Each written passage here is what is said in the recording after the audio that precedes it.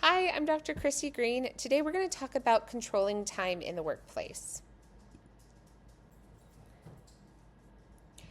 Managers and leaders of companies set up systems to organize and manage their employees. However, sometimes there are unexpected consequences with the systems we put in place. So today we're going to talk about the ones that can negatively affect time management and take a moment to look at this comic strip and absorb it for a sec.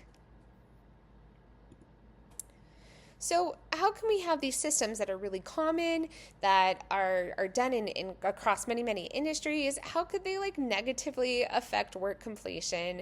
How are they not helping people thrive? So let's take a look at that.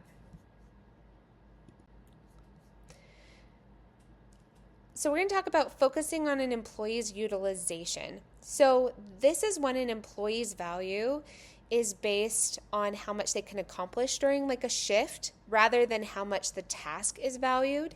So you're essentially assigning a dollar amount to a person, not the job, the person. So if someone is amazing at their job and gets it done quickly, it's very natural in the workplace to give them more to do. And usually it's the work that no one wants to do or everyone else has been procrastinating. And this actually punishes the person for being good at their job. And trust me, I know, I have been there. It's very demoralizing to see that I have done twice as much work as my counterparts for the same pay, or in some cases even less pay, because I'm quick and good and fast at what I do. Another thing is sometimes managers move deadlines up. So if a manager sees work getting done early, it's really logical to want to shift everything else up and say, okay, well, we can get to this quicker and then we can get to this quicker. But this actually punishes future work, as it might not be realistic to finish the next task early or to assume that all future tasks can be done earlier as well. We're going to talk a little bit about hourly pay. So if an employee is paid on hours worked, so think of wage job for a 9 to 5, right? They have no incentive to complete work more quickly. So if they finish their work early and then left early, they're going to lose hourly wages. Who wants to do that?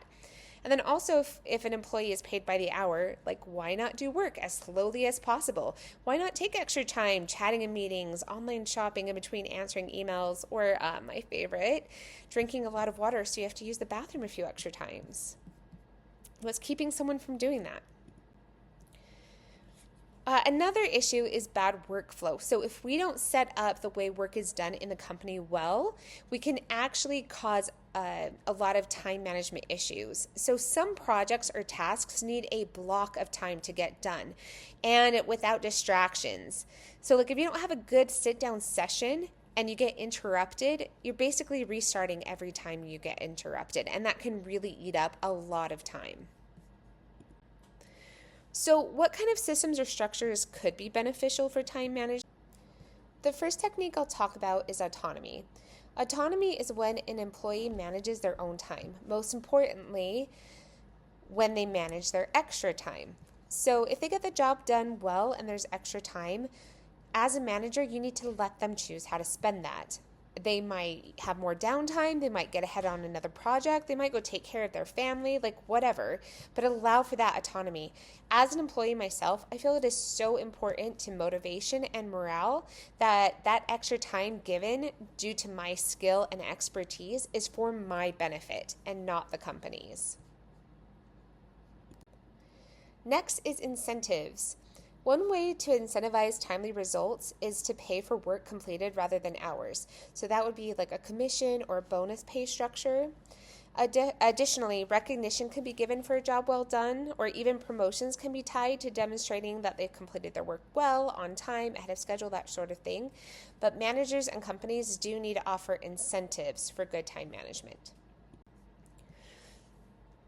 Hey, as a manager, you can also help limit distractions. So, of course, we want to keep the workplace fun and upbeat, but we also need to recognize when work just needs to get done. So it's okay for notifications to be silenced, for calendars to be blocked off, doors to be shut, that sort of thing.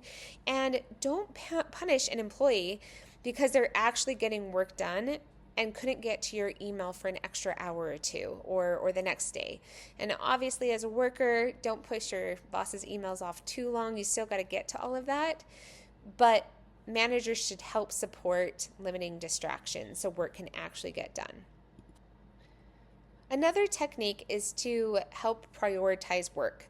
Managers should help their employees know which work is most important and most time sensitive. And it's okay for a meeting to be turned down or for them to put off another task while the most important work is completed. And you know what? You may even find out that some of the work wasn't even necessary.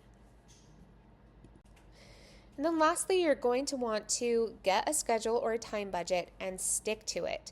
So it takes some time to figure out the right amount of time to be allocated to different parts of the job. It's going to be based on the values of the company, where you want to see this effort, and put it there and stick to it. So rather than like constantly adjusting the schedule or chasing after deadlines and things like that, set it up. Trust that this is what you wanted, trust in your planning, and then you're going to put controls in place to make sure that you get there. So why is this important? Why look at these structures carefully and try and put some of these techniques in place? It's because good time management decreases stress. It increases productivity, helps you with clearer goals, that improves the quality of work. We get workers who have better self-discipline, better relationships with each other, and confidence. Streamlines our decision-making ability.